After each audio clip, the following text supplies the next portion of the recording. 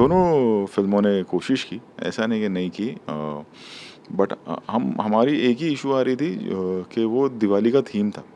वो एक झिझक थी कि कभी और आएँगे और वो थीम कनेक्ट होगा या नहीं होगा, बस उस वजह से, वरना कभी हमारा वो हो क्लैश होता ही नहीं है कभी किसी के साथ। लोग पूछ रहे थे कि अब अगली कॉप फ़िल्म कौन-सी बनेगी? 2008 से हम कॉन्स्टेंटली यही कर रहे हैं। मैं खुश हूँ कि लोगों को फ़िल्म पसंद आ रही है और इतने दिन अब हो चुके हैं लेकिन फ़िल्म चल रही है और एक रेवेन्यू जनरेट हो रहा है थिएटर्स के लिए। लोग फ़िल्म देखने जा रहे हैं। तो ऑब्वियसली खुशी है इस बात की। तो ये क्या क्लैश कहीं टाला जा सकता था? नहीं, हम दोनों फ़िल्मों ने कोशिश की, ऐसा नहीं कि नहीं की बट हम हमारी एक ही इश्यू आ रही थी कि वो दिवाली का थीम था, रामलीला की वजह से, वरना हम कभी भी आ जाते।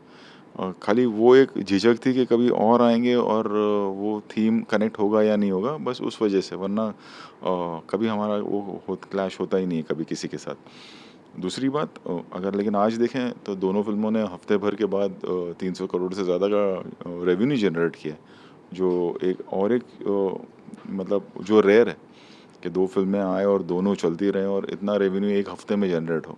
वो मीडिया हाइप और क्लैश की वजह से जो एक प्रोग्रेसिव चीज़ है, उसके बारे में कोई बात ही नहीं कर रहा है, जो थिएटर्स के लिए या हमारे एग्ज़िबिटर्स के लिए या हमारी इंडस्ट्री के लिए कि that kind of a revenue is being generated in 1 week. एक हिंदी फ़िल्म से इतना बड़ा रेवेन्यू जनरेट होना बहुत बड़ी बात है एंड वो अभी भी चल ही रहे हैं एंड वो चलते रहेगा पूरा महीना बिकॉज़ कोई फ़िल्में ज़्यादा हैं नहीं for the whole month. So that's a beautiful thing and a big thing and I am happy कि रेवेन्यू जनरेट हो रहा है दोनों फ़िल्मों से। जी, मनमोहन बिल्कुल। देसाई एरा के बाद कोई ऐसा है कि अब ये बोलते जा रहे हैं कि सिर्फ रोहित शेट्टी कर सकते हैं। नहीं, कैसे हैंडल करते हैं इनको? नहीं कोई मुश्किल नहीं है। देखिए ये एक पब्लिक के लिए मीडिया प्रेजेंटेशन में स्टार्स होता है बट जब वो सेट पे होते हैं तो they are like any other technician. वो काम करने आते हैं और जो कई लोग हैं इनमें से, जैसे अजय सर हो गए या अक्षय साहब हो गए या टाइगर हो रणवीर हो गए, ये पहले से हैं इस यूनिवर्स में। और जब एक ये यूनिवर्स का कॉन्सेप्ट होता है उसमें सब ये समझते हैं इस बात को कि आपका कैमियो होगा बट देन जब आपकी फ़िल्म होगी तो हो सकता है जब अगली बार दीपिका की फ़िल्म बने या टाइगर की फ़िल्म बने या सिम्बा बने या सूर्यवंशी बने, उसमें अजय सर का कैमियो होगा। तो वैसे जैसे हम सूर्यवंशी बना रहे थे तो उसके एंड में अजय सर आते हैं, रणवीर आता है। तो जब यूनिवर्स जो अभी कल्चरली अभी शुरू हुआ है कई कुछ सालों से, 2018 में हमने पहली बार सिम्बा में ये शुरू किया था, बहुत लोग करते हैं which is a very good thing. तो तो अब एक्टर्स भी ये समझते हैं कि यूनिवर्स है तो हमारा कैमियो होगा and then there will be a film on उस पर्टिकुलर कैरेक्टर पे। ना आपकी इस पूरी कास्ट में एक तो अजय सर के बारे में बहुत बड़े प्रैंकस्टर हैं, ऊपर से अक्षय सर आ गए। ये ऑफसेट क्या माहौल रहता था? नहीं, इस फिल्म में इतना नहीं हो पाया क्योंकि बहुत मेहनत लगी।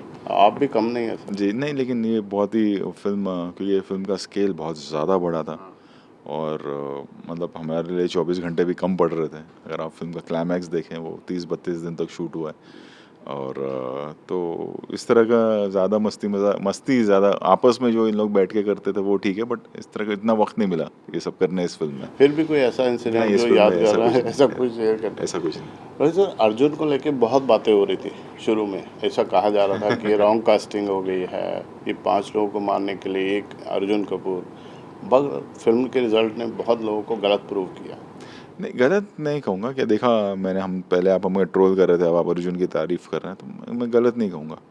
उनका अपना एक पॉइंट ऑफ व्यू होगा शायद अर्जुन को लेकर या हमारी जजमेंट को लेकर और जब हमने उन्हें अपनी मेहनत से काम करके दिखाया तो अब उनकी उनकी उनका वो पॉइंट ऑफ व्यू चेंज भी हुआ है। आज वो सेम बात नहीं कर रहे हैं। तो वो अगर वो सेम बात नहीं कर रहे हैं तो आई थिंक हमें भी वो चीज़ को अप्रिशिएट करना चाहिए कि जो हम चाह रहे थे वो हुआ, लोगों को पसंद आ रहा है अर्जुन का character. So I am happy about that. But आपके अंदर जो स्पिरिट कैसे आती है, जिस इंसान का वक्त ख़राब चल रहा हो उस वक्त उसके साथ खड़े रहना, ये कैसे थॉट होती है इतने बड़े प्रोजेक्ट पे? नहीं, देखिए रिस्क रिस्क का क्या है कि एक फ़िल्म है, आपने बनाई, फ़िल्म चलेगी नहीं चलेगी फिर आप आगे बढ़ जाएंगे लाइफ में। सो उससे ज़्यादा इम्पोर्टेंट ये होता है कि आपकी ईमानदारी और आपकी मेहनत जो आपने अपना 100% दिया है कि नहीं दिया है वो इम्पोर्टेंट होता है। मैं कभी इस तरह से सोचता ही नहीं हूँ। ऑब्वियसली मैं डायरेक्टर हूँ, मैं प्रोड्यूसर हूँ, मैं चाहूँगा कि मेरी फ़िल्म पसंद आए और लोगों को बहुत ज़्यादा पसंद आए।